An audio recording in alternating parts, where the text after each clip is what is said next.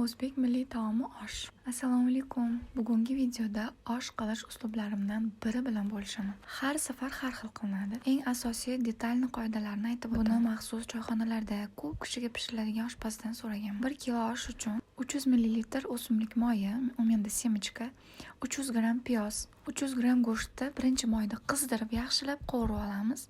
Buni alohida ta'mi chiqadi oshga. Go'shtlarni keyin olib qo'yaman, erib kichrayib kam bo'lib qolmasligi uchun. Piyozda e'tiborli bo'ling. Piyozingiz rangi qanaqa bo'lsa, oshingiz rangi shunaqa chiqadi. Qo'yib ketish kerak emas, lekin oq ham bo'lishi kerak emas. Yaxshilab qizigan piyozni yana ozgina sariq sabzi bilan qovurib olamiz. Keyin qolgan sabzilarni solib yana yaxshilab qovuriladi. Voy, adashdim, qizil sabzi bilan.